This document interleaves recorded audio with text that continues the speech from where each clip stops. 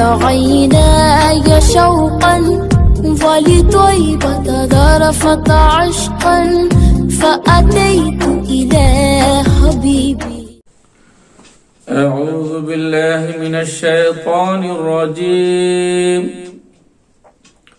بسم الله الرحمن الرحيم.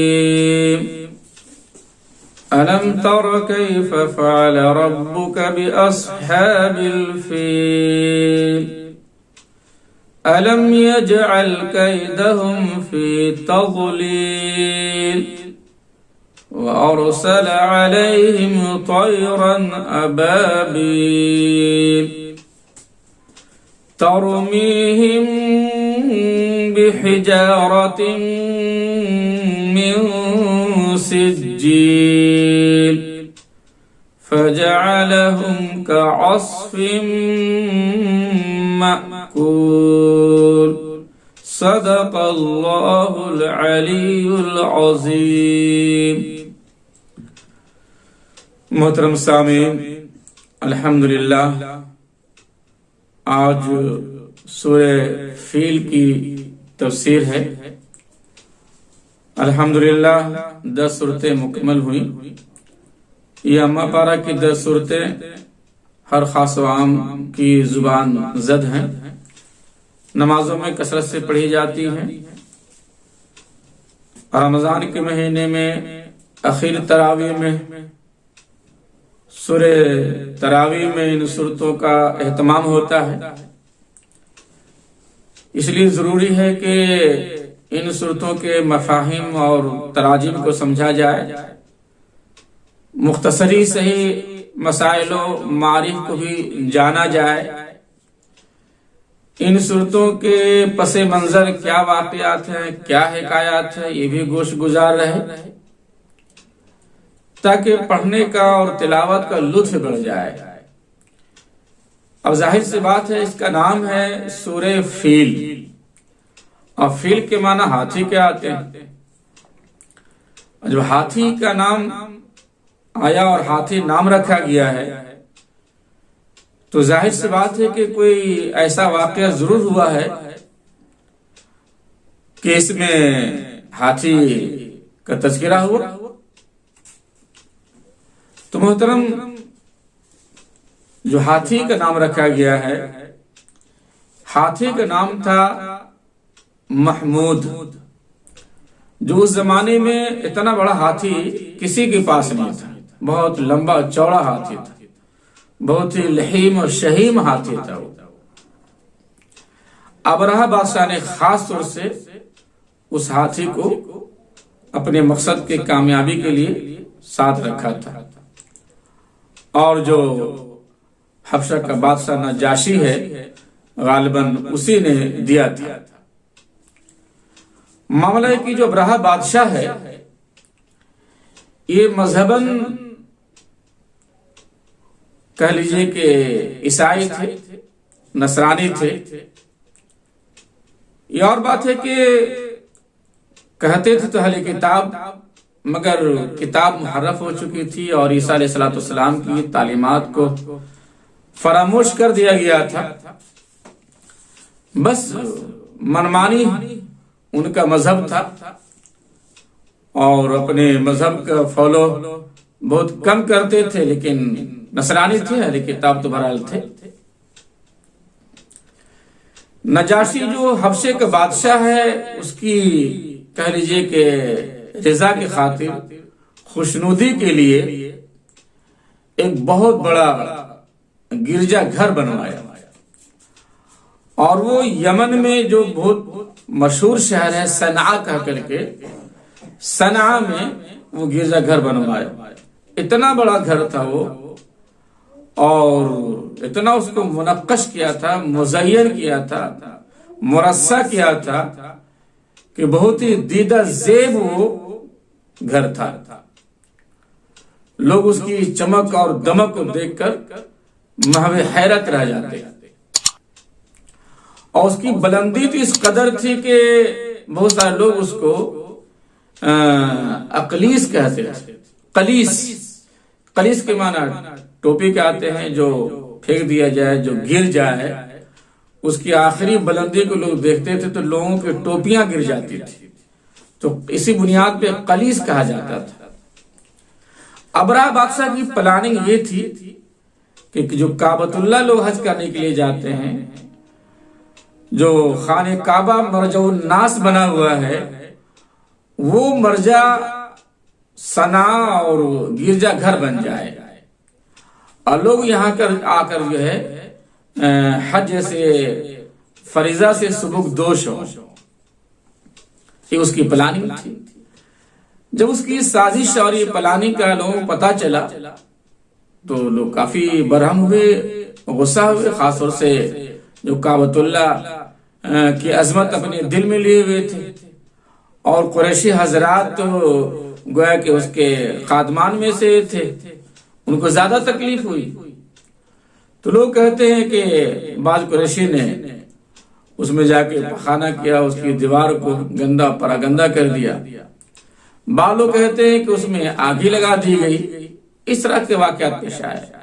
علامہ مودودی رحمۃ اللہ علیہ نے اپنی تفہیم میں لکھا ہے کہ ممکن ہو کہ ابرہہ جو اپنی پلاننگ کو کامیاب بنانے کے لیے، اپنے پروگرام کو بروکار لانے کے لیے اس نے خود ایسا کروایا ہو، اور یہ عام طور سے ایسا ہوتا ہے، جس کو اپنا مقصد کو پورا کرنا ہوتا ہے وہ خود کر کے دوسرے کو مورد الزام ٹھہرا دیتے ہیں، دوسروں پہ الزام لگا دیتے ہیں، اور اپنے مقصد کو پورا کرنے کے لیے پورا جو ہے مقدمہ تیار کر دیتے ہیں، پوری تمہید بنا دیتے ہیں۔ تو بہرحال جو بھی واقعہ ہو، تو جب لوگوں نے ایسا کیا اور کہ آگ لگا دی گئی اور پورا جو خاکستر ہو گیا یا اس کی دیوار گندی ہو گئی، تو کعبۃ اللہ کو ڈھانے کے لیے، مسمار کرنے کے لیے وہاں سے وہ ہاتھی کے ساتھ 60,000 فوج مسلح، اور یہ محمود جو ہاتھی ہے، جو بہت بڑا ہاتھی تھا، اس کے ساتھ بالو کہتے کہ 8 ہاتھی اور تھے، بالو کہتے کہ 12 ہاتھی تھے۔ بہرحال پوری تیاری کے ساتھ وہ راستہ کو کاٹتا ہوا، طے کرتا ہوا مکہ چلا رہا ہے۔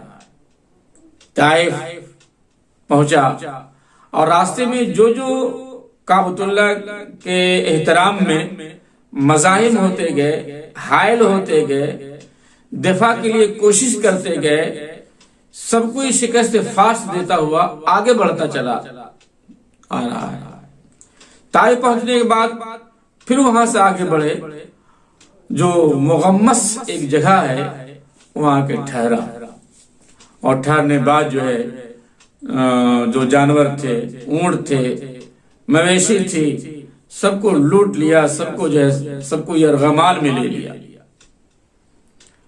اور اپنا ایلچی بھیج کر کے خبر بھیجا کہ جو مکے کے سردار ہے، جو صاحب اسر رسوخ ہے، وہ میرے پاس آئے اور مجھ سے بات کرے۔ میری پلانی جو صرف کعبۃ اللہ کو مسمار کرنا ہے، اس کو منہدم کر دینا ہے، لڑائی مقصود نہیں ہے، جنگ مقصود نہیں ہے۔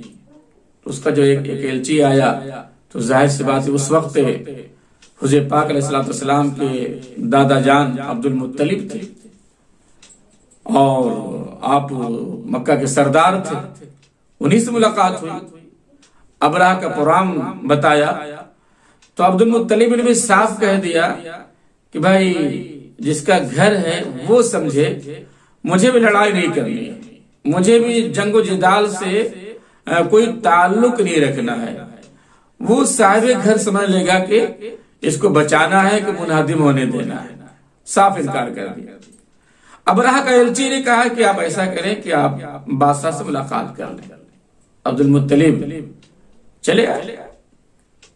جب دور سے عبد المطلب کو دیکھا تو ابرہہ پہ بڑا روب پڑا، چونکہ بڑے صاحب وجہ تھے، بڑے خوبصورت، بڑے گورے نارے، اور ماشاءاللہ لحیم شہیم، وجاہت، شباہت آپ کی ایک مثالی تھی۔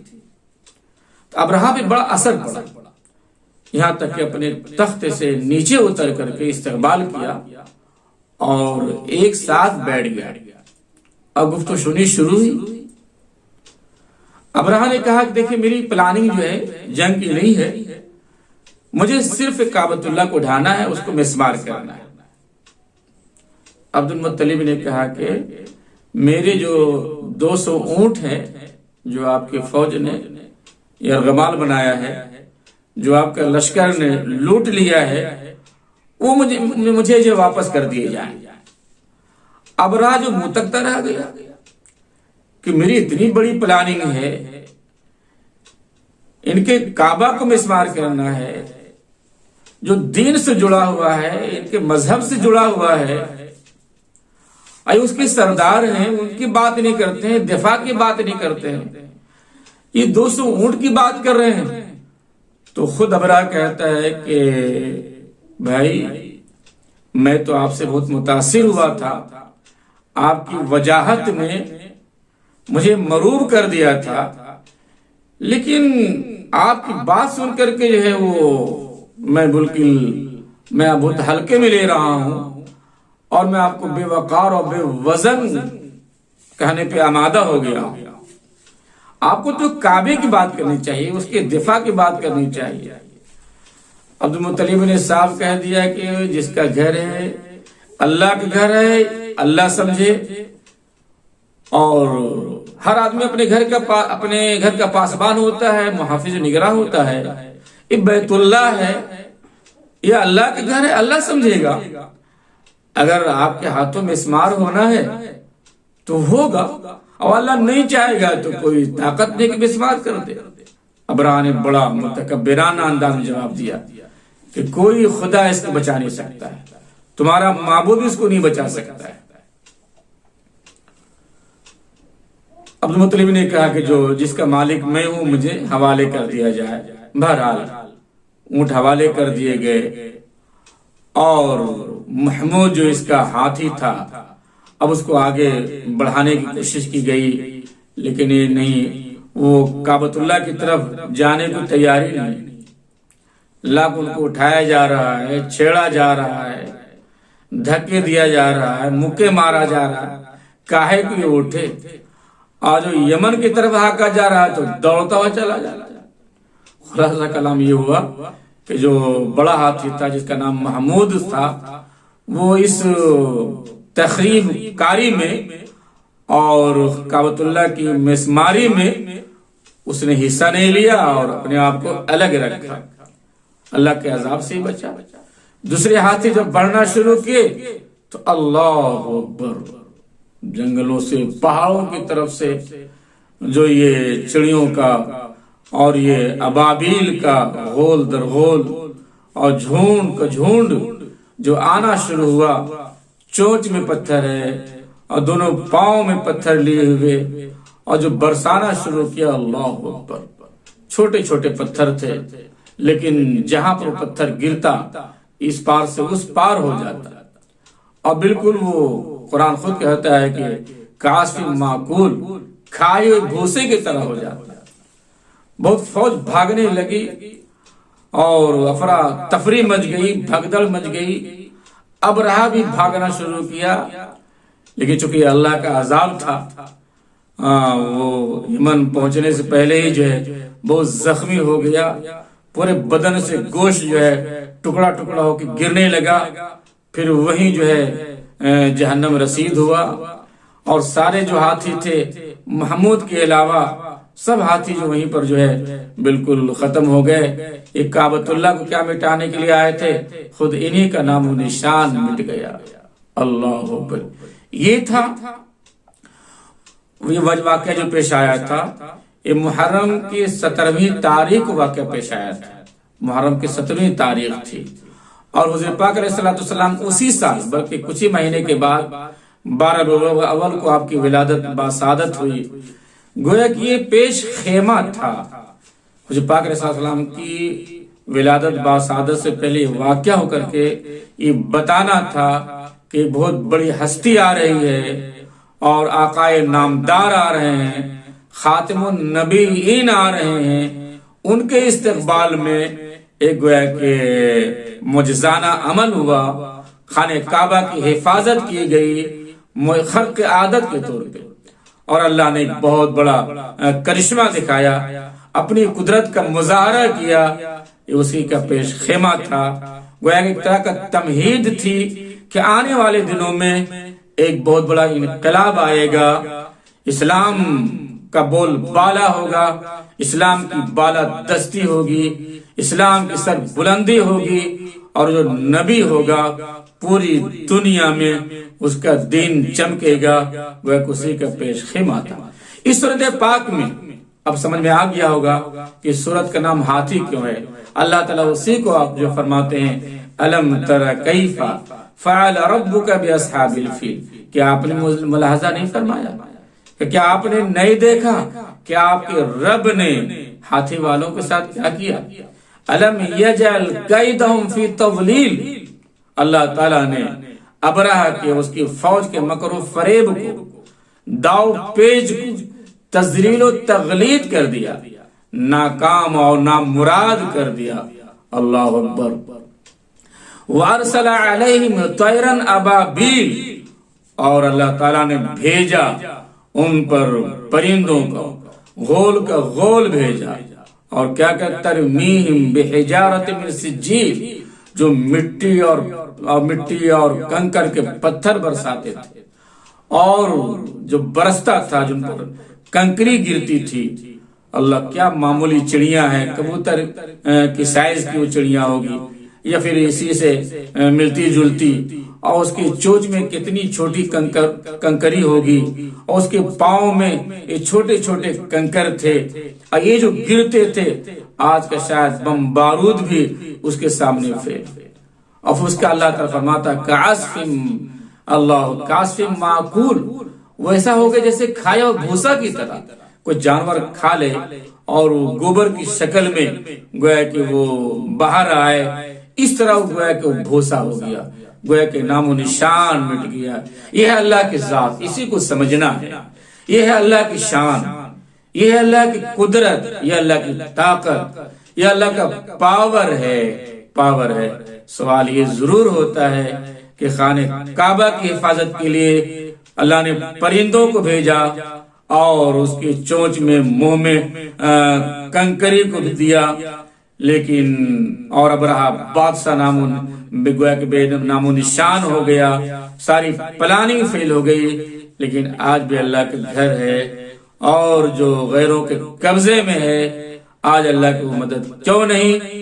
بس یہی ہے کہ عبد المطلب جو اس کا خلوص تھا، جو اس کا جذبہ تھا، خانہ کعبہ پکڑ کر کے جو انہوں نے اللہ سے فریاد کیا تھا کہ اے خانہ کعبہ کے مالک، یہ تیرا گھر ہے، اس کی کیسے حفاظت ہوگی؟ یہ تجھ کو کرنا ہے، یہ کام تیرا ہے۔ وَفَوِّضْ أَمْرِي إِلَى اللَّهِ إِنَّ اللَّهَ بَصِيرٌ بِالْعِبَادِ، اور عبد المطلب نے اپنے طور پہ اور اپنے چیدہ ساتھیوں کو لے کر اور پورا مکہ میں اعلان کر دیا کہ پہاڑوں میں چڑھ جائیں، صحراؤں میں چھپ جائیں، تاکہ اس کے حملے کی زد میں ہم نہ آ جائیں، جس کا گھر ہے اس کے حوالے کر دیا جائے۔ سپردم بتو مائے خیشرا، تو دانی حساب کم و بیشرا، اللہ نے اپنا جلوہ دکھا دیا، اور کعبہ کی حفاظت کیسے ہوتی ہے پوری دنیا کو بتا دیا۔ وآخر دعوانا ان الحمدللہ رب العالمین۔